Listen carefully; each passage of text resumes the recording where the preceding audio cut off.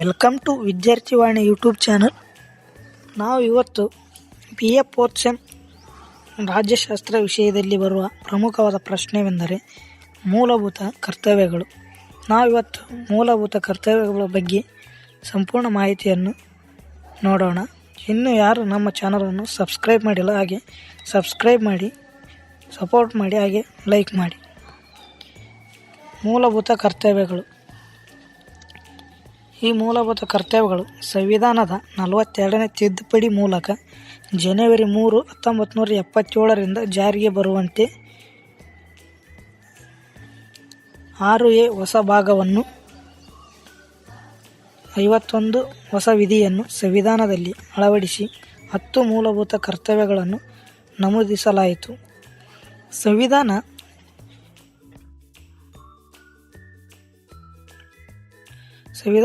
86ನೇ ತಿದ್ದುಪಡಿ ಮೂಲಕ ಮತ್ತೊಂದು ಮೂಲಭೂತ ಕರ್ತವ್ಯವನ್ನು ಅಳವಡಿಸುವುದರಿಂದ ಇಂದು 11 ಮೂಲಭೂತ ಕರ್ತವ್ಯಗಳಿವೆ.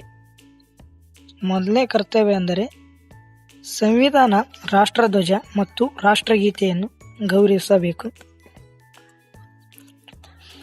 ಸ್ವತಂತ್ರ ಚಳುವಳಿಯ ಉದಾತ್ತ ಆದರ್ಶಗಳನ್ನು ಪಾಲಿಸಬೇಕು. ಭಾರತದ ಪರಮಾಧಿಕಾರ, ಏಕತೆ ಹಾಗೂ ಸಮಗ್ರತೆಯನ್ನು ಕಾಯ್ದು ರಕ್ಷಿಸಬೇಕು. ಅಗತ್ಯ ಬಂದಾಗ ರಾಷ್ಟ್ರವನ್ನು ರಕ್ಷಿಸಿ ದೇಶದ ಸೇವೆ ಮಾಡಬೇಕು. ಭಾರತೀಯರಲ್ಲಿ ಸಾಮರಸ್ಯ ಮತ್ತು ಸಹೋದರತ್ವ ಭಾವನೆಯನ್ನು ಬೆಳೆಸಬೇಕು ಮತ್ತು ಮಹಿಳೆಯರ ಗೌರವಕ್ಕೆ ಭಂಗ ತರುವ ಆಚರಣೆಗಳನ್ನು ತ್ಯಜಿಸಬೇಕು. ನಮ್ಮ ಸಂಘಟಿತ ಸಂಸ್ಕೃತಿಯ ಪರಂಪರೆಯನ್ನು ಗೌರವಿಸಿ ರಕ್ಷಿಸಬೇಕು. ನೆಕ್ಸ್ಟ್, ಅರಣ್ಯಗಳು, ಸರೋವರಗಳು, ನದಿಗಳು ಮತ್ತು ವನ್ಯ ಮೃಗಗಳು ಸೇರಿದಂತೆ ಪ್ರಕೃತಿ ಪರಿಸರವನ್ನು ರಕ್ಷಿಸಿ ಅಭಿವೃದ್ಧಿಪಡಿಸಬೇಕು ಹಾಗೂ ಜೀವಂತ ಪ್ರಾಣಿಗಳಿಗೆ ಅನುಕಂಪ ತೋರಿಸಬೇಕು. ವೈಜ್ಞಾನಿಕ ಹಾಗೂ ಮಾನವೀಯ ಗುಣಗಳನ್ನು ಮತ್ತು ವಿಚಾರಣಾ ಹಾಗೂ ಸುಧಾರಣಾ ಭಾವನೆಯನ್ನು ಬೆಳೆಸಿಕೊಳ್ಳಬೇಕು. ಸಾರ್ವಜನಿಕ ಆಸ್ತಿಯನ್ನು ರಕ್ಷಿಸಬೇಕು ಮತ್ತು ಹಿಂಸಾ ಮಾರ್ಗವನ್ನು ತ್ಯಜಿಸಬೇಕು.